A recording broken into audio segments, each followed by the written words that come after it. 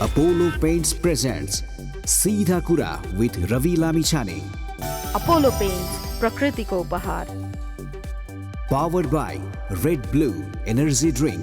Red blue energy drink सर्वत्र बजारमा उपलब्ध छ. World Link. छिटो भनेकै world link. Exclusively marketed by Telligence. Intelligence in Televisual Advertising.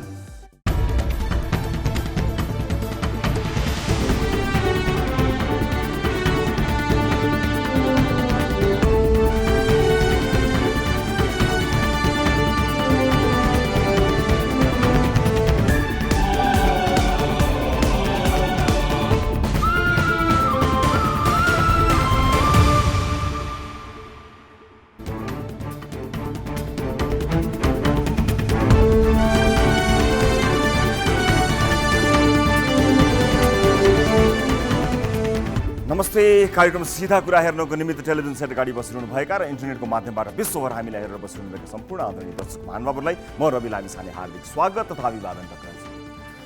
मुलुक कसरी चलिरहेको छ भन्ने कुरा पछिल्लो समय प्रधान न्यायाधीशमाथि उठेका प्रश्नहरूले स्पष्ट पारिसकेका छन्. स्पष्ट नभएका कोही हुनुहुन्छ अथवा भ्रम कसैमा बाँकी छ भने आज म मद्दत गर्ने कोसिस गर्छु.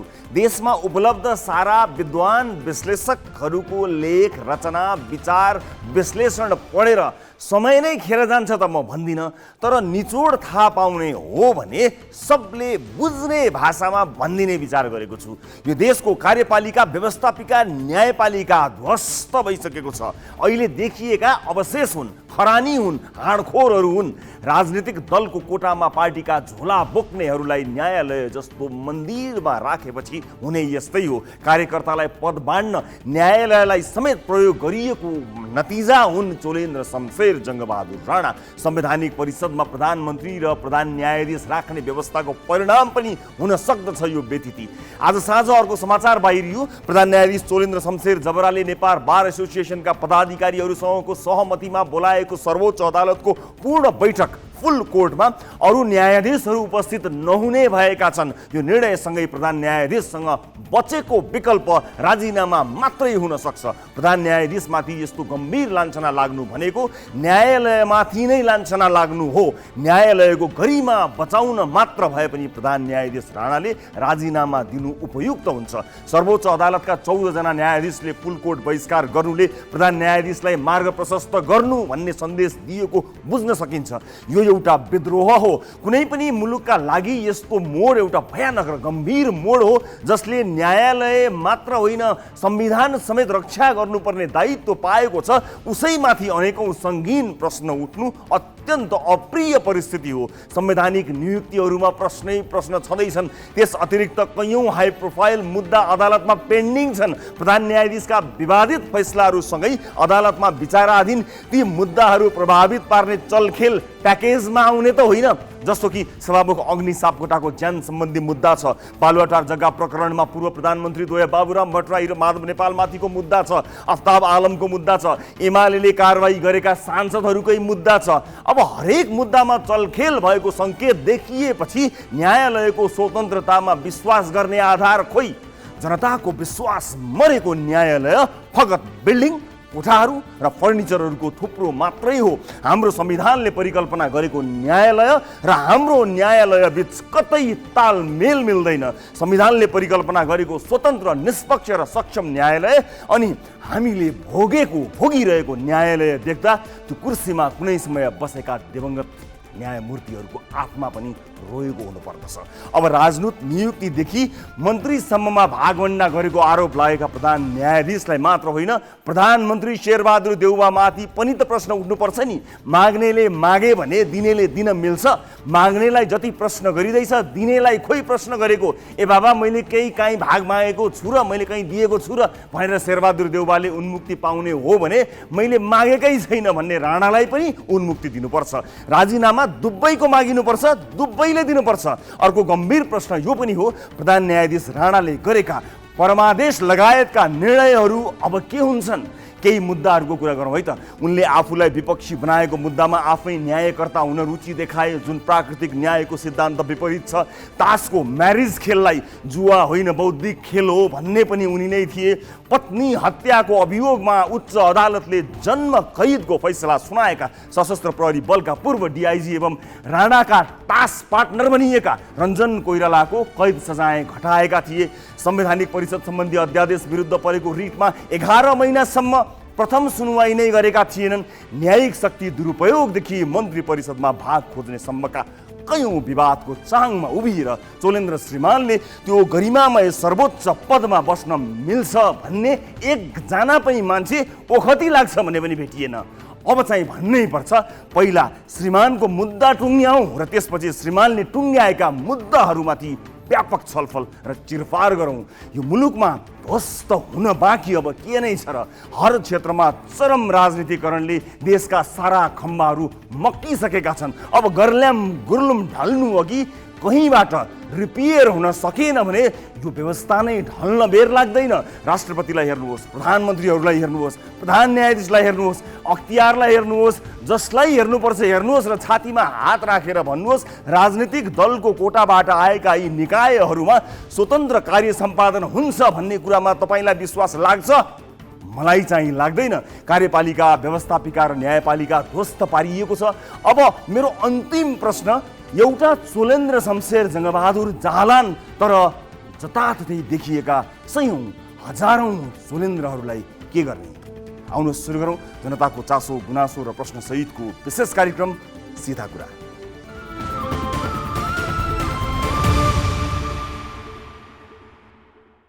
ब्रेकपछि स्वागत छ सम्पूर्ण दर्शक महानुभावहरूलाई कार्यक्रम सीधा कुरामा। दर्शक महानुभावहरू, अर्को एउटा एपिसोडका साथमा उपस्थित भएका छौँ ग्यालेक्सी 4Kबाट लाइभ र आज विभिन्न विषयहरू प्रस्तुत गर्छौँ। केही फलोअप गर्ने विषयहरू पनि रहेका छन्, तिनलाई पनि प्रस्तुत गर्ने कोसिस गर्छौँ। आजको कार्यक्रममा के विषयहरू समावेश छन् त्यसबारे तपाईँलाई छोटो जानकारी गराउँछु र म सिधै कार्यक्रमतर्फ प्रवेश गर्छु। आजको एपिसोडमा हामीसँग सुदूरपश्चिममा बाढी पहिरो पीडितलाई राहत तथा स्थलगत अवलोकनका नाममा सङ्घीय सरकार र प्रदेश सरकारबाट हेलिकप्टरमा घुम्ने मात्रै काम भएको विषय देखाउन गइरहेका छौँ। यस्तै तनहुमा शिक्षिकाहरूलाई सरुवा बढुवाका नाममा शिक्षक सङ्घका सचिवले नै गरेको यौन हिंसालाई उजागर गर्न गइरहेका छौँ आजको कार्यक्रममा। साथै पूर्व कृषि मन्त्री हरिबोल गजुरेलले आफ्नो कृषि फर्मका नाममा बागमती प्रदेशबाट लिएको लाखौं अनुदानको दुरुपयोग गरेको विषय पनि आजको कार्यक्रममा छ। र आजको कार्यक्रममा जनकपुरमा वैदेशिक रोजगारीमा ठगिएका युवालाई पैसा फिर्ता माग्दा एजेन्ट र उल्टो प्रहरीबाट खेप्नु परेको असुरक्षाको विषय पनि आजको कार्यक्रममा प्रस्तुत गर्न लागिरहेका छौँ। कार्यक्रमको सुरुवात यो विषयबाट गरौँ। 2 दिनको बेमौसमी वर्षासँगै आएको बाढी र पहिरोबाट सुदूरपश्चिममा मात्रै 37 जनाले ज्यान गुमाए भने 19 जना भन्दा बढी अहिले पनि बेपत्ता छन्। भौतिक क्षतिको हिसाब अझै निकालिएको छैन। बाढी र पहिरोबाट विस्थापित नागरिक यो विपत्तिबाट बाहिर निस्किन प्रदेश तथा सङ्घीय सरकारसँग गुहार मागिरहेका छन्। उनीहरूसँग यसको विकल्प पनि छैन। विडम्बना, हरेक दिन उनीहरूको टाउकै माथि ठुलो आवाज सहित आउने हेलिकप्टरबाट यो देशका प्रधानमन्त्री झर्छन्, मन्त्रीहरू झर्छन्, अनि अर्को दिन आफ्नो प्रदेशका मुख्यमन्त्री झर्छन्, माननीयहरू झर्छन्, तर राहतमा कुनै प्याकेज झर्दैन।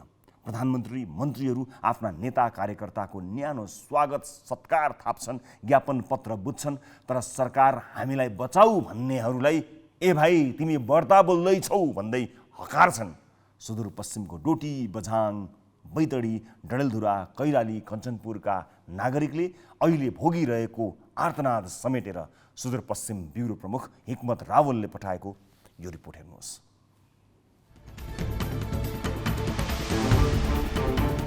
यी आँसु पुस्ने बहानामा बिहिबार र शुक्रबार प्रधानमन्त्री शेरबहादुर देउबा, अर्थमन्त्री जनार्दन शर्मा, पर्यटन मन्त्री प्रेमबहादुर आले मगरसहित केही पूर्व मन्त्रीहरू बाढी पहिरो प्रभावित सुदूरपश्चिमका विभिन्न जिल्ला पुगे।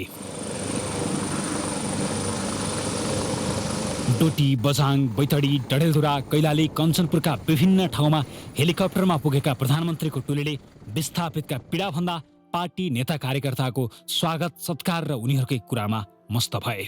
वास्तविक बाढी पहिरो पीडितले प्रधानमन्त्रीलाई आफ्ना पीडा सुनाउनै पाएनन्।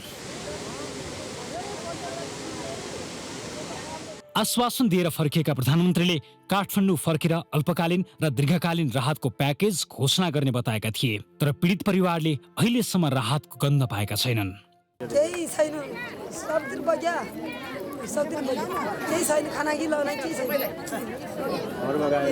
घर बगाएको सब पुरा यो भाँडा पनि बगायो। तीनवटा घर बगायो, तीनवटा घर, तीन कोठा घर हिरा देवीको।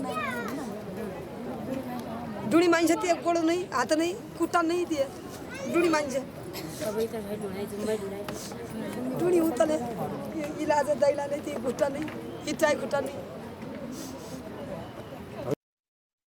के राखेको अहिले 78 साल भयो अहिलेसम्मलाई दिउँला कुन ठाउँमा दियो हामी जनता होइन भने किन हामी नेपाली नागरिक होइन। प्रधानमन्त्रीको टोली फर्के लगत्तै आइतबार फेरि यिनै ठाउँमा सुदूरपश्चिम प्रदेशका मुख्यमन्त्री त्रिलोचन भट्ट, प्रदेश सभामुख अर्जुन बहादुर थापा, आन्तरिक मामिला तथा कानुन मन्त्री पूर्ण जोशी, भौतिक पूर्वाधार विकास मन्त्री दीर्घ चौधारी, अर्थ राज्य मन्त्री लगायतको जम्बो टोली पुग्यो।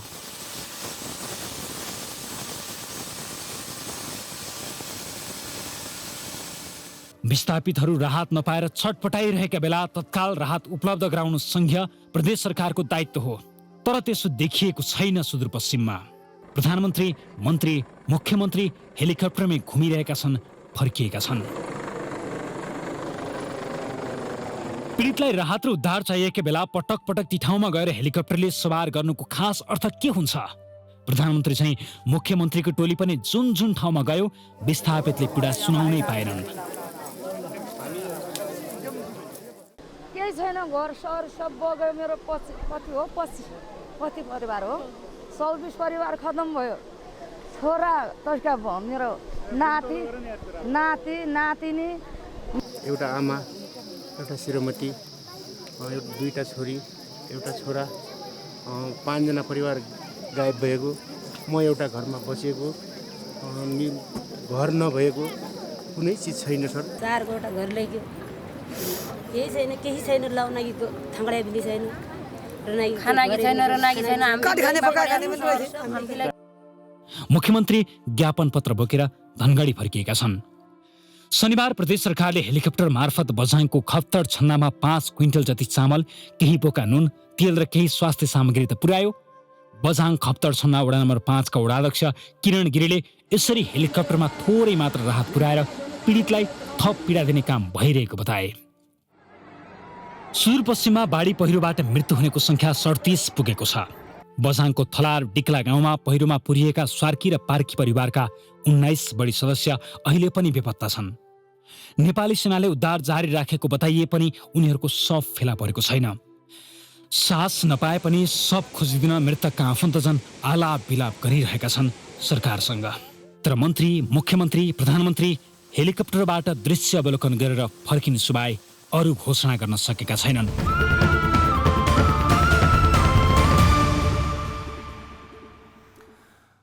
दर्शक महानुभावहरू, निरन्तर रूपमा हामीले यस विषयको रिपोर्टिङ गरिरहेका छौँ। आम सर्वसाधारणका तर्फबाट त्यो आवाजलाई राष्ट्रिय टेलिभिजनबाट सम्बन्धित निकाय समक्ष पुर्याउने हाम्रो निरन्तरको प्रयास हर दिन चलि नै रहेको छ। आफ्नो तर्फबाट सक्दो मद्दत, सूचना पुर्याउने मद्दत हामीले गरि नै रहेका छौँ। प्रश्न सोध्ने मद्दत हामी हाम्रो तर्फबाट गरि नै रहेका छौँ। र यसै क्रममा यतिखेर यिनै विषयहरूमा कुराकानी गर्न सुदूरपश्चिम प्रदेशका मुख्यमन्त्री त्रिलोचन भट्ट हामीसँग जोडिनु भएको छ। मुख्यमन्त्रीज्यू नमस्कार, स्वागत छ यहाँलाई कार्यक्रममा। धन्यवाद। अब सबभन्दा पहिला म यहाँलाई कहाँबाट सुरु गरौँ भने प्रधानमन्त्रीज्यू हेलिकप्टरमा जानुभयो, तपाईँ हेलिकप्टरमा जानुभयो, जम्बो टोली नै त्यहाँ पुग्यो। त्यहाँ पुगेर के गर्नुभयो तपाईँहरूले? यतिसम्म कि पीडितले आफ्नो पीडा पनि पोख्न पाएनन् भनिरहेका छन्। टाढाबाट तपाईँहरू चढेको हेलिकप्टर हेरे, तपाईँले ज्ञापन पत्र लिनुभयो, उहाँहरूको आँसु झार्दै आफ्नो कुरा केही राख्छु भन्दाखेरि कैयौँले आफ्नो कुरा राख्न पनि पाएन। त्यतिकै हेलिकप्टर हेरेर तपाईँहरूलाई हेरेर विस्थापित परिवारहरू फर्कियो भन्ने गुनासो छ। के गर्नुभयो तपाईँहरूले? त्यसबारेमा आम सर्वसाधारणलाई र हामीलाई जानकारी दिनुहोस् न। हामीले बुझ्दा विस्थापित परिवारलाई हेरेर तपाईँहरू फर्किनुभयो। त्यस्तो होइन। हामीले पहिलो कुरा त सुदूरपश्चिममा जुन पछिल्लो समय ठुलो बाढी पहिरो आएको छ यो हामीले कसैले कल्पना गरेको कुरा थिएन। अचानक वर्षापछि यो बाढी पहिरो जसरी आयो तराईका जिल्लाहरूमा डुबान र पहाडका जिल्लाहरूमा बाढी पहिरो जुन भयो, खास गरेर पझाङ जिल्ला सबैभन्दा पीडित रह्यो। त्यसपछि गएर डुटी लगायत बैतडी लगायतका सबै जिल्लाहरू पीडित भए र यो समयमा 1 गतेदेखि आजसम्म हामीले यो जुन राहतका कुराहरू, जनतासँग भेट्ने कुराहरू, जनताका जुन समस्याहरू छन् त्यो बुझ्ने कुराहरू र जनतालाई पहिलो कुरा त हाम्रो प्राथमिकता भनेको 1 र 2 गते मानवीय क्षतिलाई रोक्नको लागि हामीले पानीमा फसेका व्यक्तिहरूको निकाल्ने काम र त्यसपछि गएर घाइतेहरूको उपचार गर्ने कुरा र त्यो सँगसँगै घरबार विहीन भएका जो छन् तिनीहरूलाई राहत तत्काल खाद्यान्नहरू उपलब्ध गराउने कुरा नै हामीले गरेका छौँ र त्यो निरन्तर अहिले पनि हाम्रो जारी छ। आज पनि केही ठाउँहरूमा हाम्रो अब यहाँलाई सबैलाई थाहा होला कि सुदूरपश्चिमका पहाडी 7 जिल्लाहरू लगभग 2-3 दिनसम्म टेलिफोन विहीन भए, विद्युत विहीन भयो, किनभने यति ठुलो त्रासस्थिति जुन मचियो र यसले गर्दाखेरि र अहिले पनि टाढा जहाँ दूरदराजका जनसमुदायको बिचमा पछिल्लोचोटि सम्पर्क हुँदै जाने क्रममा हामीले राहतहरू उपलब्ध गराएका छौँ र घाइतेहरूको उपचारको व्यवस्थापन गरेका छौँ। बेपत्ता भएकाहरू जुन छन् अहिले पनि तिनीहरूको खोजी भइरहेको छ र म पनि आज 2-3 दिनसम्म हामीले राहत कार्यक्रमहरू विभिन्न ठाउँहरूमा घाइतेको उपचार गर्ने कामहरू गऱ्यौँ र आज म पनि आफै त्यहाँ पुगेर फेरि कुरा राख्नै नपाएको भन्ने कुरा होइन, प्रतिनिधिमूलक रूपबाट धेरै ठाउँमा जानुपर्ने, धेरै ठाउँका जनताहरूका कुरा सुन्नुपर्ने भएको कारणले त्यहाँको गाउँपालिका, स्थानीय सरकार प्रमुखहरूले कुरा राखे, आफ्नो लिखित कुराहरू दिएका छन् र त्यसमा हामीले अगाडि प्रक्रियाहरू चलाउने कुराहरू छ र म खास गरेर जुन थलारा गाविसको जुन मुख्य ठाउँ हो जहाँ 23 जना बेपत्ता भएका थिए त्यो ठाउँमा त हामी आज मात्रै म त्यहाँ पुगेको छु, खप्तर छान्नामा पुगेको छु, डोटीको साइलमा पुगेको छु जहाँ धेरै मान्छेहरूको हताहती भएको छ र त्यो भएको हुनाले प्रदेश सरकारले आफ्नो तहबाट कामहरू अगाडि बढाइरहेको छ, जनताको बिचमा छ र जनतालाई राहत दिने कुराहरू तपाईले बताउनु भयो, घटनाको बारेमा बताउनु भयो, तर हामीले हेर्ने भनेको मान्छेहरूको आँखामा भएको आँसु हामीले जुन देख्यौँ र मान्छेहरूको चित्कार, मान्छेहरूले हामीलाई यो छैन ऊ छैन भनेर निरन्तर रूपमा भनिरहेको विषय हो। तपाईहरुले गर्छु गर्दैछौँ भन्ने कुरा आफ्नो ठाउँमा रहन्छ। तपाई खप्तर छन्नाकै कुरा, म एउटा मेरो प्रश्न सकिहाल्छु। जस्तो खप्तर छन्नामा 5 क्विन्टल चामल बोकेर हेलिकप्टर पुग्यो, 5 क्विन्टल, र यो एक मुठी बाँड्दाखेरि पनि पुग्दैन भनेर मैले भनेको होइन, वडा 5 का वडा अध्यक्ष किरण गिरीले भन्नुभएको छ। तपाई बताउनुहोस् न। यसलाई यसरी बुझ्नु पर्यो, खप्तर छान्नामा 2 ठाउँमा हामीले खाद्यान्न पुर्याएका छौँ। कुनै ठाउँमा 5 क्विन्टल पुगेको होला, कुनै ठाउँमा अरू बढी पुगेको होला, कुनै ठाउँमा अझ हामीले दिनुपर्ने होला, भोलि पनि त्यसलाई हामीले पुर्याउँछौँ। यसमा कुनै दुईमत छैन, किनभने त्यहाँको परिस्थिति जस्तो छ त्यो परिस्थिति अनुसार नै सरकारले काम गरिरहेको छ। खप्तर छान्नामा 2 ठाउँमा हामीले खाद्यान्न उपलब्ध गराएका छौँ र त्यो खाद्यान्न कम भयो भने आज म आफै पुगेर पनि त्यो कुरा बुझेको छु। त्यहाँ खाद्यान्न कम हुन्छ भने भोलि पनि हामी खाद्यान्न पठाउन सक्छौँ। अहिले त्यहाँ बाटोघाटो छैन, त्यहाँ फोन छैन, त्यहाँ लाइट छैन, त्यहाँ हिँड्ने बाटो समेत छैन। यस्तो अवस्थामा तत्काल राहतको लागि तत्काल मान्छेहरूलाई थोरै भए पनि राहत उपलब्ध गराउने कुरा सरकारको प्राथमिकता हो। त्यसकारणले त्यो 5 क्विन्टल पुर्यायो भनेर त्यसको बारेमा गुनासो गर्ने कुरा होइन कि त्यहाँ 5 क्विन्टलले पुग्दैन भने थप राहत पुर्याउँछौँ र आवश्यकता अनुसार भोलि पनि पुर्याउन सकिन्छ। मैले अलिकति मुख्यमन्त्री मैले बुझिनँ भने मलाई बुझाउनु होला। तपाईहरु जानुहुन्छ, तपाईहरु जानु त तपाईहरुको त संयन्त्र हुन्छ नि, कहाँ कति मान्छेहरू चाहिँ नि विस्थापित भए, कति मानिसहरूलाई खाद्यान्न पुगेको छैन, त्यो तपाईहरुको संयन्त्रले बताउँछ नि। तपाईलाई त रेकर्ड आउनु पर्यो नि, यहाँ यति मान्छे विस्थापित भए, यहाँ यति परिवारहरू छन्, यस्तो भयो, त्यसको रेकर्ड आउँछ र त्यसको समाधान गर्न तपाईँ जाने हो नि, तपाईँ त्यसको अध्ययन गर्न, त्यसको रिपोर्ट उठाउन जाने त होइन होला। तपाईँ जाँदा त राहत लिएर जानुपर्ने हो भन्ने हाम्रो बुझाइ हो। एकदम ठिक हो। तपाईँले जे भन्नुभएको छ त्यही कुरा नै हामीले गरेका छौँ। किनभने 1 गतेदेखिको जुन त्रासदित सुदूरपश्चिममा मचिएको छ त्यो 1 गतेदेखि आज 7 गतेसम्म हामीले पछिल्ला 6 गतेसम्मका दिनहरूमा राहत नै पुर्याउने काम गऱ्यौँ। म अरू जस्तो हेलिकप्टरमा गएर फोटो खिचाएर फेसबुकमा फोटो हाल्ने, सञ्चार माध्यममा बजाउने व्यक्ति होइन। मैले भनेको छु तपाईँले भने जस्तै हामीले जे त्यहाँको विवरण पाएका छौँ त्यो आधारमा नै हामीले राहत पुर्याएका छौँ र त्यो राहतले पुग्दैन, त्यो हामीलाई थाहा छ। आज म जानु भन्ना 2 घण्टा पहिले मात्रै 2 ठाउँमा हामीले राहत पुर्याएका छौँ, त्यसपछि मात्रै म गएको छु।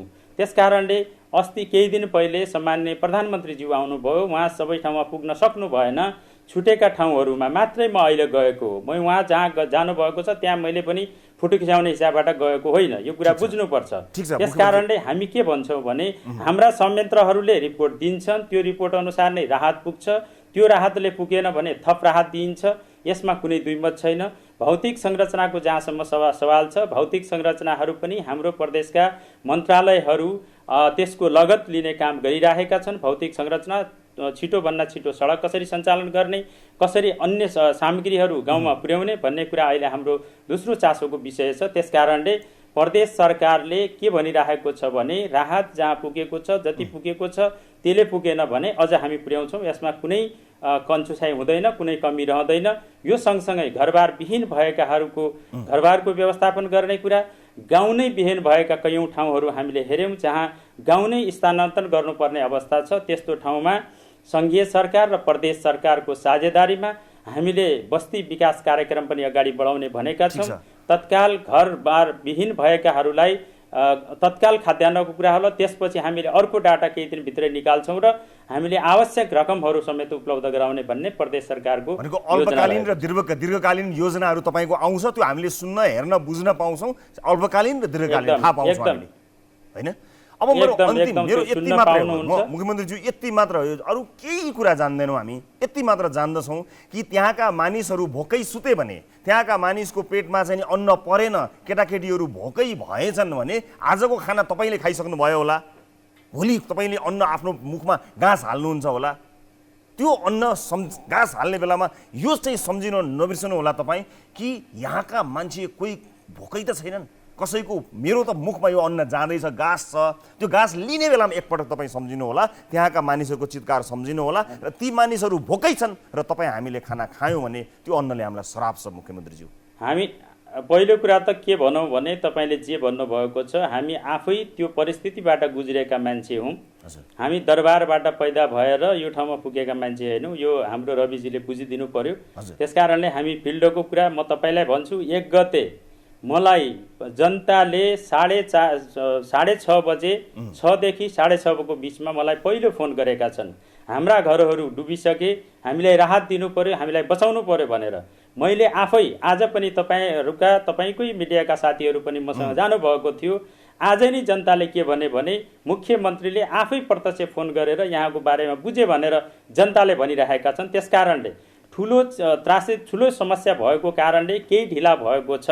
यो कुरा म भन्न चाहन्छु, हाम्रो अहिले 3टा जिल्ला जोड्ने, सदरमुकाम जोड्ने सडक बनाउन सकिरहेका छैनौँ, किनभने यति ठुलो सङ्कट आयो कि जो हाम्रो क्षमताभन्दा बाहिरको कुरा छ। त्यसकारणले म के भन्न चाहन्छु भने कोही पनि जनताले त्यस्तो अवस्था पर्यो भने सरकार त्यहाँ पुग्छ, हाम्रा निकायहरू त्यहाँ पुग्छन्। तराईका जिल्लाहरूमा धेरै किसानहरूको धानको नोक्सान भएको छ, त्यसको पनि हामी लगत लिने काम गरिसकेका छौँ, गरिरहेका छौँ र यो पनि हामी पुरा गराउँछौँ। र कसैलाई पनि हामी अब सरकारसँग नपुगेको कारणले, अहिले पनि सूचना नपुगेको कारणले कहीँ ढिला भएको हुनसक्छ, तर पुगेको ठाउँमा हामी ढिला गर्दैनौँ। जनतालाई तत्काल दिने राहत दीर्घकालीन रूपबाट गर्ने सहयोगहरू हामी गर्छौँ। तपाईँको यो प्रतिबद्धता सुन्नेहरूलाई पनि हेर्नका लागि पनि कति घरमा टेलिभिजन छैन होला, तर आफ्नो संयन्त्रहरू मार्फत कृपया जसको धानबाली नै नष्ट भएको छ उहाँहरूका लागि के गर्ने, घरबार गुमेको छ उहाँहरूलाई के गर्ने, र अहिले तुरुन्तै आज नै अथवा भोलि नै अन्नबाली घरमा नभएका अथवा आफ्नो खानाको छाक टार्न समेत मुस्किल परेका यी मानिसहरूका लागि तपाईँले केही न केही योजना पक्कै पनि ल्याउनुहुनेछ। त्यसपछि मात्र तपाईँले र हामीले अहिले यो नेसनल टेलिभिजनमा गरेको यो कुराकानीको अर्थ रहन्छ, नत्र यो फगत गफ हुनेछ। यो गफले कसैको पेट भर्दैन। मन्त्रीज्यू, म यहाँ आफूलाई आफ्नो प्रतिबद्धतामा अडिग हुनको निमित्त विनम्रतापूर्वक हात जोडेर अनुरोध गर्न चाहन्छु, हात जोडेर। एकदम त्यो कुरामा हामी एकदम अडिग छौँ। हामीले भनेका छौँ तत्काल हामी मृतक परिवारहरूलाई राहत दिन्छौँ। तत्काल नै सरकारले सबै ठाउँमा, सबै जिल्ला प्रशासनमा यो निर्देशन जारी गरिसकेको छ। केही दिनभित्र राहत प्राप्त हुन्छ। घाइतेहरूको उपचार भइरहेको छ। घरबार विहीन भएकाहरूको अहिले तत्काल खाद्यान्नको व्यवस्थापन सहित घरको व्यवस्थापनको लागि केही समय लाग्न सक्छ र अन्य जुन समस्याहरू सिर्जना भएका छन्, खेतीको नोक्सानका कुराहरू, खानेपानी, सिँचाइ लगायत स्वास्थ्यका कुराहरू जो समस्या छन्, यसको पनि हामी छिट्टै समाधान गर्छौँ र यो समय अभावले मैले हामी कुराहरू दोहोरिए। धन्यवाद। यी प्रतिबद्धताहरूमा कायम रहनुहोस्, अडिग रहनुहोस्। मैले यहाँसँग बिदा मागे, म समय र जानकारीका लागि म यहाँलाई धेरै धेरै धन्यवाद दिन चाहन्छु। नमस्कार। दर्शक महानुभावहरू, मुख्यमन्त्रीज्यूसँग हामीले कुराकानी गऱ्यौँ र यो कुराकानीको अर्थ यही हो कि जति पनि पीडितहरूको आँसु छ त्यो आँसु पुछियोस् र दीर्घकालीन, अल्पकालीन तुरुन्तै विभिन्न किसिमका राहतहरूको आवश्यकता मानिसलाई परेको छ, त्यो परिपूर्ति होस् भन्ने हामीले चाहना राखेका हौँ। कुराकानी गर्नका लागि, कार्यक्रम निर्माण गर्नका लागि मात्र गर्दैनौँ, त्यसले लक्षित वर्गलाई तुरुन्तै फाइदा पुगोस् भन्ने उद्देश्यसहित हामी यस कार्यक्रममा कुराकानी गर्दछौँ। अहिले एउटा ब्रेक लिन्छु। ब्रेकपछि एकजना शिक्षकको कर्तुत्वका विषयमा कुराकानी गर्नु छ। ब्रेकपछि त्यो लगायतका अन्य विषयहरू यहाँहरू समक्ष छन्। ग्यालेक्सी 4K मा यो हो सिधा कुरा।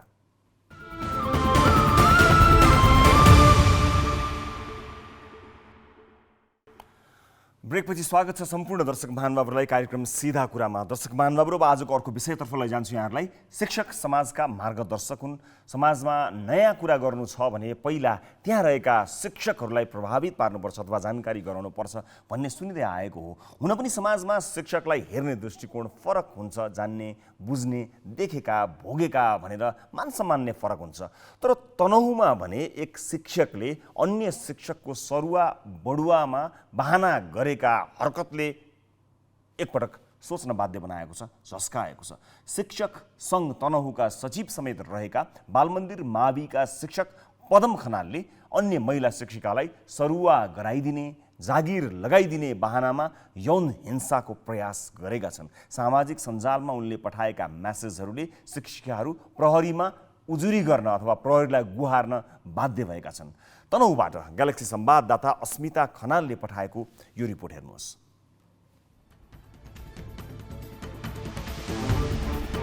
तनहुमा शिक्षक सरुवा बढुवाका नाममा शिक्षक सङ्घका सचिवले नै महिला शिक्षकमाथि यौन दुर्व्यवहार गरेको पाइएको छ। नेपाल शिक्षक सङ्घ तनहुका सचिव तथा बालमन्दिर माविका शिक्षक पदम खनालले एक शिक्षिकालाई सरुवा गराइदिने भन्दै बारम्बार मेसेन्जरमा अश्लील मेसेज पठाउने गरेका हुन्।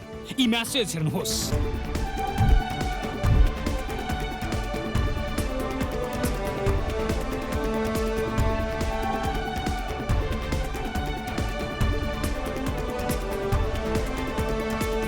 विगत 8 महिनादेखि शिक्षक खनालले महिला शिक्षिकालाई मलाई सहयोग गरे, तपाईलाई पनि सहयोग गर्छु भन्दै सहयोगको बहानामा अश्लील मेसेज पठाएर तनाव दिएका थिए। उहाँले यो मेसेज गर्नुभन्दा त्यस्तै 10-15 दिन अगाडिबाट अनि म हजुरलाई सहयोग गर्छु म्याम, मलाई पनि सहयोग गर्नु पर्यो हजुरले भन्नुभएको थियो। उहाँलाई चाहिँ मैले चिनिरहेको थिएँ, कुराकानी चाहिँ कहिले हुन्थेन। मलाई सहयोग गर्नु पर्यो भन्ने भएपछि अब टिचर नै हो, सहयोग गर्नुपर्ने सामान्य कुराहरू होला भन्ने हुन्थ्यो। मलाई सहयोग गर्नु पर्यो भन्दै जानुभएको थियो। अनि के चाहिँ सहयोग गर्ने हो त नि मैले भन्दा म हजुरलाई भेटेर भन्छु भन्नुभएको थियो।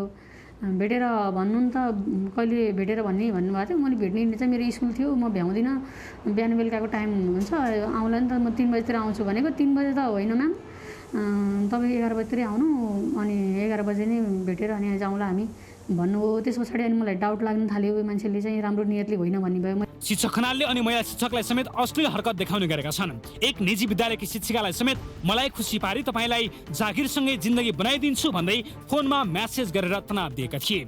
फोन गर्नुभएको थियो एकपल्ट। हजुर। अनि गरिसके पछाडि त्यस्तै अलिअलि कुरा गर्नुभयो। अनि त्यसपछि तपाईँले मलाई सहयोग गर्नुपर्छ भन्ने कुरा गर्नुभएको थियो। तपाईँले चाहनुहुन्छ भने सबै कुरा दिन सक्नुहुन्छ भन्ने कुरा गर्नुभयो। हजुर। अनि मैले चाहिँ के आर्थिक कारोबारको कुरो हो र भनेर सोधेको थिएँ। हजुर। होइन, आर्थिक कारोबार नै ठुलो कुरो होइन भन्नुभयो। अनि त्यस पछाडि तपाईँको नियत चाहिँ मलाई ठिक लागेन सर, होइन तपाईँ एउटा के अरे पदीय दायित्व पुरा गर्न सक्ने खालको मान्छे चाहिँ हुनुहुँदो रहेछ। अबदेखि मलाई यस्तो कुरामा फोन नगर्नु होला भने मैले। त्यति मात्र होइन, दुर्गम भेकी एक सरकारी विद्यालयमा पढाउने शिक्षिकालाई समेत उनले सरुवा गराइदिन्छु भन्दै अनावश्यक मेसेजहरू पठाउने गरेको रहस्य खुलेको छ। असहज महसुस भएपछि आफूले उनलाई सामाजिक सञ्जालमा ब्लक गरेको ती पीडित शिक्षिकाको भनाइ छ। अहिले ती शिक्षक विरुद्ध साइबर ब्युरोमा उजुरी परेको छ। पीडित शिक्षिकाले यौन हिंसापूर्ण मेसेज गरेको भन्दै उजुरी गरेकी छिन्।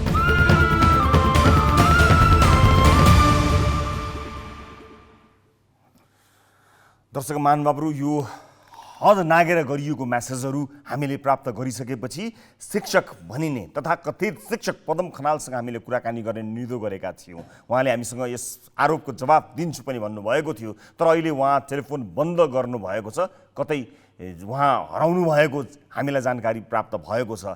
यस विषयलाई लिएर साइबर अपराधकामा साइबर ब्युरोमा यसको उजुरी पनि परेको छ। यस किसिमको अश्लील हरकत, यस किसिमको म्यासेज गर्नुहुने उहाँमाथि कडाभन्दा कडा कारबाही होस्, छिटै कारबाही होस् भन्ने कुरा जानकारी पनि यहीँबाट हामी गराउन चाहन्छौँ। उहाँसँग कुराकानी गर्न पाएको भए उहाँले पठाउनुभएका यी म्यासेजहरू बारे उहाँसँग खुलेर धेरै कुरा गर्ने मन थियो, उहाँले कुरा गर्छु पनि भन्नुभएको थियो, तर अहिले टेलिफोन बन्द गरेर उहाँ कतै हराउनु भएको छ। गम्भीर ध्यानाकर्षण साइबर ब्युरोको गराउन चाहन्छौँ हामी यसै कार्यक्रम मार्फत, यिनै रिपोर्टहरू मार्फत शिक्षिकाहरूलाई, महिला दिदीबहिनीहरूलाई सहयोग गर्छु, मलाई खुसी पारे म तपाईँहरूको जिन्दगी बनाइदिन्छु लगायतका धेरै म्यासेजहरू रेकर्डमा छन्। कृपया यस विषयमा साइबर ब्युरोको गम्भीर ध्यानाकर्षण होस् भन्ने चाहना हामीले राखेका छौँ। उहाँसँग कुराकानी हुन नसके तापनि यस रिपोर्टले यसलाई अध्ययन गरेर, यसलाई हेरेर, यसलाई आधार मानेर कारबाही अगाडि बढोस्। हामीसँग प्राप्त जानकारीहरू हामी सम्बन्धित निकायलाई उपलब्ध गराउन तम तयार छौँ।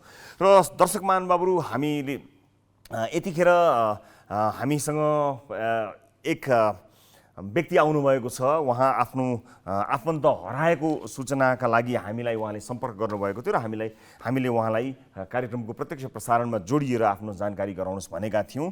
म उहाँलाई स्वागत गर्छु। नमस्कार, कहाँबाट को बोल्दै हुनुहुन्छ तपाईँ? हजुर नमस्कार, मेरो नाम अनुभव काप्री, म गोर्खाबाट। अनुभव कार्की? हजुर काप्री। हजुर, तपाईँको मानिस कोही हराएको भन्ने जानकारी हामीलाई आएको थियो। को हराउनु भएको, उहाँको तस्बिर पनि देखाउनु होला, बताउनुहोस् न के भएको, कस्तो के छ अवस्था बताउनुहोस् न छोटकरीमा। हजुर, उहाँ मेरो दिदी, आफ्नै दिदी हुनुहुन्छ। हजुर हजुर, उहाँको मानसिक अवस्था चाहिँ अलिक कमजोर थियो अनि उहाँ चाहिँ बिहान तपाईँको 21 गते तपाईँको जमरा राख्ने दिन यो 21 गते चाहिँ घरबाट हराउनु भएको बिहान 7 बजे। हजुर, अनि पुलिसहरूलाई हजुर हामीलाई उहाँको तस्बिर पनि प्राप्त भएको छ। हामी दर्शकहरूलाई त्यो तस्बिर पनि देखाउँछौँ। उहाँ हराउँदाखेरि कस्तो पोसाकमा हुनुहुन्थ्यो केही बताउन सक्नुहुन्छ ताकि खोज्न मद्दत होस्? हजुर, उहाँ रातै लुगामा हुनुहुन्थ्यो, रातै कुर्ता सुरुवाल लगाउनु भएको थियो। हजुर, रातो कुर्ता सुरुवाल हुनुहुन्छ। उहाँको तस्बिर हामी दर्शकहरूलाई देखाउने पनि प्रयत्न गरिरहेका छौँ। तपाईँहरूबाट प्राप्त भएको तस्बिर दर्शकहरूलाई देखाउँछौँ। कृपया दर्शकहरू यो तस्बिर हेर्नुहोला। यो तस्बिरलाई ठुलै फ्रेमभरि नै, स्क्रिनभरि नै देखाउन सकिए अझ सजिलो हुन्थ्यो होला। दर्शकहरूले स्क्रिनसट लिन सक्नुहुन्छ। कृपया म मास्टर कन्ट्रोल रुममा रहेका साथीहरूले देखाउन अनुरोध गर्न चाहन्छु। उहाँ हुनुहुन्छ, उहाँको नाम एकपटक फेरि बताइदिनुहोस् न। हजुर, मेरो नाम अनमोल काप्री र मेरो दिदीको नाम हराउनु भएको नाम चाहिँ अस्मिता काप्री। अस्मिता काप्री। हजुर, अस्मिताजीलाई देख्नुहुनेहरूले तपाईँको टेलिफोन नम्बर भन्न चाहनुहुन्छ? तपाईँलाई कसैले देखे सम्पर्क गर्नको लागि? हजुर, टेलिफोन नम्बर 98 434। हजुर, फेरि एकपटक भन्नु होला। 98 434 49 382। 49 382। हजुर, 98434 49382। हजुर हजुर हजुर। दर्शक महानुभावहरूलाई सहयोगको लागि म अनुरोध पनि गर्न चाहन्छु। सहभागिताको लागि तपाईँलाई धन्यवाद। हामी आशा गर्दछौँ यस कार्यक्रम मार्फत धेरै मानिसहरूले आफ्ना आफन्तहरू भेटाएको हामीसँग एउटा राम्रै नजिर पनि छ, धेरै त्यस्ता अनुभवहरू पनि छन्। हामी आशा गर्छौँ देख्नुहुने महानुभावहरूले यसलाई सेयर गरेर तपाईँलाई खबर गर्नुहुनेछ। अब आजको अर्को विषयतर्फ लैजान्छु दर्शक महानुभावहरू। सरकारी अनुदान भनेपछि सर्वसाधारणभन्दा बढी नेता कार्यकर्ताकै हालिमुहाली हुन्छ। हुन पनि कहाँ कुन कागजपत्र मिलायो भने बजेट पर्छ भन्ने कुरा नेता कार्यकर्ताले जति अरू कसैले जानेका हुँदैनन्। कतिपय अवस्थामा त आफू सत्तामा हुँदा ऐन नियम बनाउने र निस्किएपछि तिनै बुँदामा टेकेर फाइदा उठाउने प्रवृत्ति बढेको छ। त्यस्ता प्रवृत्तिहरू पनि छन्। यसको उदाहरण बनेका छन् पूर्व कृषि मन्त्री हरिबोल गजुरेल। पूर्व कृषि मन्त्रीले 20 बिघा जमिन चक्लाबन्दी गरी एकीकृत व्यावसायिक कृषि मोडलमा कृषि कर्म गर्ने भन्दै सिन्धुली एग्रो कम्पनीको कागजपत्र बोकेर बागमती प्रदेशका मन्त्रालय पुगेपछि सजिलै लाखौँ अनुदान पाए। 2 वर्षमा करिब 50 लाख अनुदान लिइसकेपछि अनुगमन गर्न जाँदा त भाडामा लिइएको भनिएको जग्गा दाताले नै खेती गरिरहेका छन्। न उनीहरूले भाडा पाएका छन्, न रोजगारी, न पूर्व कृषि मन्त्रीले कागजमा देखाएको एग्रो फर्म नै छ। सिन्धुलीबाट ग्यालेक्सी संवाददाता बलवीर भुजेल र मकवानपुरबाट ग्यालेक्सी संवाददाता देवराज पन्तले पठाएको यो रिपोर्ट हेर्नुहोस्।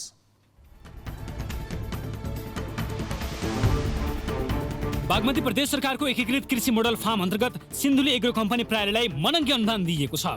जमिनको चक्लाबन्दी र एकीकृत गरी व्यावसायिक कृषि प्रणालीका आधारहरूको विकास गर्ने उद्देश्यले उक्त अनुदान दिएको हो। सरकारको अनुदान पाउने भएपछि एग्रो कम्पनीले कमलामाई नगरपालिका 4 हिरापानीमा करिब 20 बिघा सर्वसाधारणको जग्गा भाडामा लिएको थियो। तर त्यो सबै प्रदेश सरकारको लाखौं रकम कुम्ल्याउनका लागि मात्रै थियो भन्ने अहिले पुष्टि भएको छ। सिन्धुली एग्रो कम्पनी प्रणालीले अनुदानको नाममा बागमती प्रदेश सरकारको भूमि व्यवस्था तथा कृषि सहकारी मन्त्रालयबाट करोडौं रुपियाँ अनुदान रकम लिएको छ। नल्याओस् पनि कसरी, जबकि कम्पनीमा पूर्व कृषि मन्त्री एवं माओवादी नेता हरिबोल गजुरेल प्रत्यक्ष संलग्न छन्। उनी मात्र होइन, जिल्लाका केही प्रतिष्ठित व्यावसायिक घराना, विद्यालयका सञ्चालक समेत कम्पनीमा आबद्ध रहेका छन्। पूर्व कृषि मन्त्री एवं माओवादी नेता हरिबोल गजुरेलले आफ्नै दाइका छोरा उद्धव गजुरेललाई अगाडि देखाएर आफू पर्दा पछाडि छन्, जबकि अनुदान लिन सम्पूर्ण कागजात मिलाउन उनी आफै अग्रसर थिए। एग्रो फार्मको 20 बिघा जमिन भएको कागजमा देखिएपछि प्रदेश सरकारले अनुगमन नै नगरी अनुदान उपलब्ध गराइदियो। खाद्यान्न बाली उत्पादन र तरकारी बाली गरेर दुईटा कमोडिटीको लागि चाहिँ औद्योगिकरण जानमा सजिलो होस् भनेर हामीले अनुदानको कार्यक्रम राखेको थियौँ। हामी त्यही अनुसार अनुगमन गर्दै गयौँ र अहिले अब जग्गाको हिसाब चाहिँ हामीले पहिलो अनुगमनमै गरेको। हामीसँग पहिला लिगल डकुमेन्ट छ, उहाँहरूको कागज जुन हामीलाई दिनुभएको छ त्यो अनुसार हामी अनुदान कार्यक्रम र कतैबाट कम्प्लेन आएको अवस्थामा हामी फेरि पनि अनुगमन गएर त्यो जग्गाको पूर्ण कति छ अहिले जग्गा उहाँहरूले कतैको छोडेर कतैको थप्नु भयो कि भन्ने कुराहरू चाहिँ हामी फेरि अनुगमनमा जानेछौँ। नेता गजुरेलको समूहले स्थानीयलाई रोजगारीको आश्वासन दिएर उनीहरूको जमिन 12 वर्षका लागि प्रति कट्ठा वार्षिक 6,000 का दरले भाडामा लिएको थियो। तर जग्गाधनीसँग सम्झौता गरे अनुसार रकम पनि नदिएको र रोजगारी पनि नपाएपछि सबै जग्गाधनीले आफ्नो जग्गा फिर्ता लिएका छन्। त्यसमा अहिले उनीहरू आफैले खेती गर्न थालेका छन्। तर प्रदेश सरकारको अनुदान भने सोही जग्गाका लागि आएको थियो, जुन अनुदान समूहका सबै सदस्य मिलेर बाँडीचुँडी खाएका छन्। 10% किन काट्यो त हामीलाई बिना जानकारी भनेर सबैले सरसल्लाह गरे अनि यो काटिने हो, राजस्व हामीले तिर्नुपर्छ भनेको हुँदाले अनि हामी हाम्रो जग्गा अब फिर्ता दिनुस्, अब हामी आफै गर्छौँ, हिजो पनि आफैले गरे हो, आज पनि हामी आफै गर्छौँ भनेर अनि 12 जना जतिले चाहिँ फिर्ता लिएर छन्। जग्गा ल्याएको 12 वर्ष लागि गरेको हामीले दिएको हरिबोल गजुरेललाई दिएको। अब उहाँले के गर्नुभयो कसो गर्नुभयो पछि त्यो पोखरीको कारणले गर्दा विवाद अलिक धेरैजनाको परे हुँदाले अलिक विवाद भएको हुँदाले त्यो उहाँहरूको छोडेपछि हाम्रो पनि अब चाहिँदैन, हामीले अब घेराबेरा गर्नु मिल्दैन, त्यसले गर्दाखेरि उहाँहरूले छोडिदिनु भयो। बागमती प्रदेश सरकारले आर्थिक वर्ष 76-77 मा एकीकृत चक्लाबन्दी कृषि मोडल कार्यक्रम अन्तर्गत 1 करोड बजेट विनियोजन गरेको थियो। फार्मले आर्थिक वर्ष 2076-77 मा 5,61,000 र आर्थिक वर्ष 77-78 मा 36,13,000 रुपियाँ अनुदान लिइसकेको छ। तर फार्मसँग अहिले भाडामा लिएको जग्गा समेत छैन। त्यति मात्र होइन, नेता गजुरेलको संलग्नतामा सिन्धुली एग्रो कम्पनी प्रणालीले भेटनेरी अस्पताल सिन्धुलीबाट मत्स्य पालन र नयाँ पोखरी निर्माणका लागि 4,25,000 अनुदान लिएको पनि पाइएको छ। किसानका लागि राजनीति गरेको भन्दै आएका नेता गजुरेलको चुनाव क्षेत्र सिन्धुलीमा वास्तविक अनुदान दिनुपर्ने किसान हजारौं छन्। देशका 3वटै तहका सरकारले दिने अनुदान त टाढाको कुरा, समयमा बालीमा हाल्नुपर्ने मल समेत किन्न उनीहरू पाउँदैनन्। तर किसानको भेषमा हुने खाने र पहुँचवालाले भने अनुदानको करोडौं रुपियाँ रकम कुम्ल्याउने गरेका छन्। अब अनुदान त खुलेको हुन्छ, हामी अब खेतबारीमा व्यस्त हुने मान्छेलाई त्यति जानकारी अलिक कम हुन्छ, जानकारी भए पनि अब पर्ने सम्भावना अलिक कम हुन्छ अनुदानहरू। अब हामीले भेटनरीतिर फोन गर्दा पनि सर अब यो ताली चाहिँ सिन्धुलीलाई परेको छ नि, रामेछाउलाई पऱ्यो भन्छ सर। अनि अब कसैले फेरि फोन गरे सर, त्यसपछि अब यो खुलेकै छैन, उहाँहरूलाई नै कुरा गर्नु जसलाई फोन गरेछ त्यसैले गर्नु भन्छन् सर। अब यो व्यवसाय गर्दा चाहिँ सहज छैन सर यो अनुदानको लागि चाहिँ सर, हामीले असम्झ पाएको चाहिँ छैनौँ सर।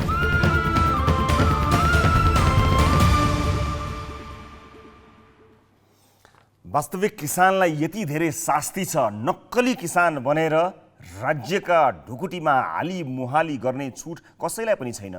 पूर्व कृषि मन्त्रीज्यूलाई हामीसँग यी विषयमा कुराकानी गर्नुहोस् भन्दा उहाँले आफ्ना भतिज उदिप गजुरेललाई सम्पर्क गर्न भन्नुभयो। उदिप गजुरेल उहाँका आफ्नै भतिजो हो, उहाँका नाममा उहाँले त्यो एग्रो सञ्चालन गरेको, त्यो फार्म सञ्चालन गरेको कुरा सबैलाई जाहेर छ, सबैले बताएका छन् र उहाँसँग मेरा प्रश्नहरू थिए। र त्यसपछि उहाँका भतिज जसलाई प्रबन्धन निर्देशक भनिएको छ त्यो कम्पनीको सिन्धुली एग्रो कम्पनी प्रालीका प्रबन्धन निर्देशक उदीप गजुरेललाई हामीले सम्पर्क गऱ्यौँ। उहाँले कुराकानी गर्ने पनि भन्नुभएको थियो। विषयवस्तु थाहा पाएपछि कस्तो संयोग होला सरको फोनको ब्याट्री सकियो भन्न सकिन्छ। ब्याट्री सकिएको होला, चार्ज गर्ने ठाउँमा पनि उहाँ हुनुहुन्न होला, उहाँको फोन बन्द छ। फोन बन्द हुँदैमा प्रश्न अन्तैतिर सार्दैमा प्रश्नहरू सकिँदैनन्, प्रश्नहरू बाँकी छन्। केही प्रश्नहरू म यहीँबाट भन्छु, स्थानीय र पीडितहरूले जवाफ लिने कोसिस गर्नुहोला र सरकारले विशेष गरेर विशेष ध्यानपूर्वक यस विषयलाई हेरोस्, किनभने हामी यस विषयको फलोअप गर्नेछौँ। हाम्रा केही प्रश्नहरू म यहाँ प्रस्तुत गर्न चाहन्छु। पूर्व मन्त्री भएका कारण मनज्ञ अनुदान भतिजलाई उपलब्ध गराउनु भएको देखियो, यसको जवाब हामीले खोजिरहेका छौँ। अनि त्यसै गरी प्रदेश सरकारसँग त छेउछाउका प्रभावितहरूलाई रोजगारी दिने भनेर ऋण लिएको थियो, कतिजना मानिसलाई रोजगारी दिनुभयो, यो प्रश्न पनि तपाईसँग हामीले सोध्नु छ। त्यसै गरी तपाईसँग प्रदेश सरकारलाई बुझाए जति अब जग्गा पनि छैन, आधारभूत कुरा केही पनि पुगेको छैन, यस वर्ष फेरि 50 लाखको बजेट छुट्याइएको छ, अब अनुदान फिर्ता किन नलिने, यी प्रश्नहरू लगायत कयौँ प्रश्नहरू छन्। सर्वसाधारण अनुदानका लागि रोइ कराई गरिरहेका छन्, कतै सुनवाई छैन। अघिल्लो आर्थिक वर्षमा नै तपाईँकै कारणबाट 95 लाख रुपियाँ बजेट फ्रिज भएछ। गणतन्त्र तपाईँका लागि मात्र हो पूर्व मन्त्रीज्यू? यी र यस्ता धेरै प्रश्नहरू छन्, त्यसको जवाफ दिने समय अलिकति निकालिदिनु हुनेछ भन्ने कुरा मैले विश्वास लिएको छु। यदि तपाईँबाट यसको जवाफ आएनछ भने सम्बन्धित निकायले यसको जवाफ नखोजेसम्म हामी यस विषयको फलोअप गर्नेछौँ। अहिलेलाई ब्रेकपछि अन्य विषय लिएर यहाँहरू समक्ष प्रस्तुत हुन्छौँ। ग्यालेक्सी 4K मा हेरिरहनु भएको छ कार्यक्रम सिधा कुरा।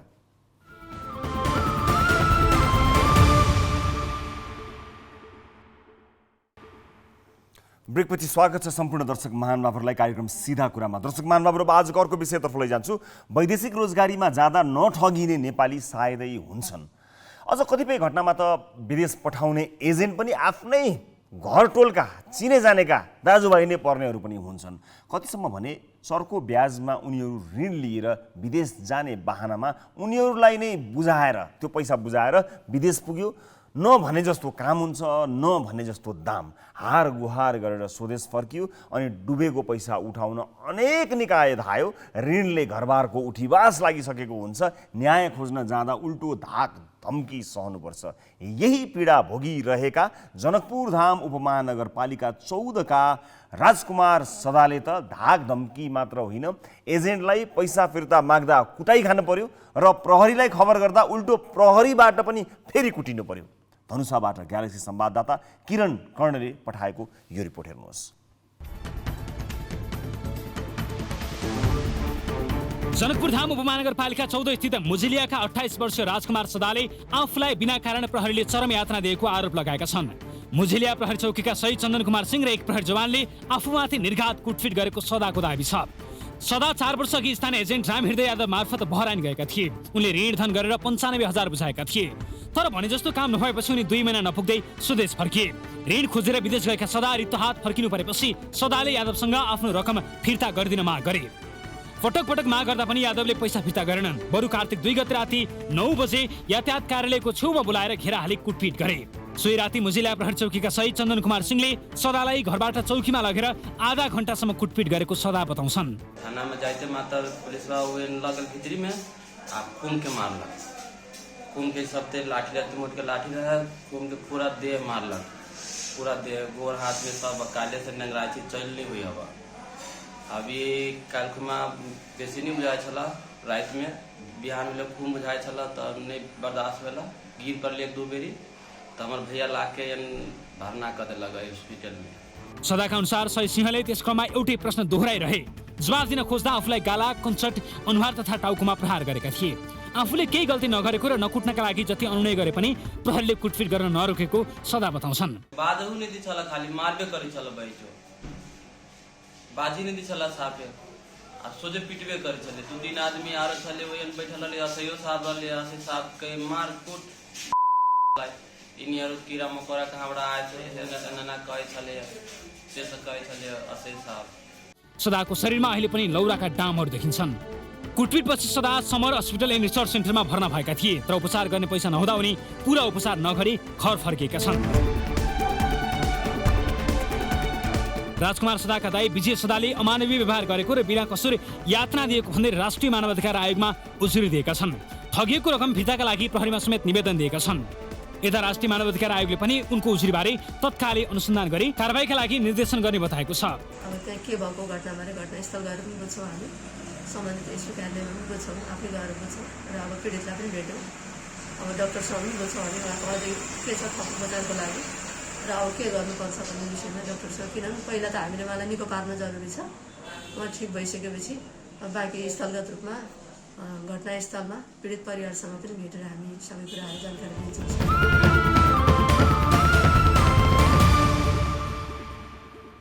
दर्शकहरू, यस कार्यक्रम मार्फत हाम्रो प्रयास यही हो कि आवाजविहीनहरूको आवाज दबाउने काम कसैले पनि नगरोस्। यस्ता रिपोर्टहरू हामीले प्रस्तुत गर्ने यी केही प्रतिनिधि रिपोर्टहरू मात्र हुन्। यस्ता धेरै विषयहरू छन् जहाँ प्रहरीले प्रशासनले ध्यान दियो भने मात्र पनि आम सर्वसाधारणले न्याय पाउँछन्, आम सर्वसाधारणको आवाज बन्न सकियोस् भनेर हामी निरन्तर यस्ता विषय प्रस्तुत गर्छौँ र तिनको फलोअप गर्छौँ भन्दै आजका लागि कार्यक्रमको निर्धारित समय यहीँ सकिएको छ। अर्को कार्यक्रममा भेट्ने बाचा गर्दै कार्यक्रम सिधा कुराको सम्पूर्ण युनिटका साथमा 10 औँला जोडेर नमस्ते, रवि लामिछानेको।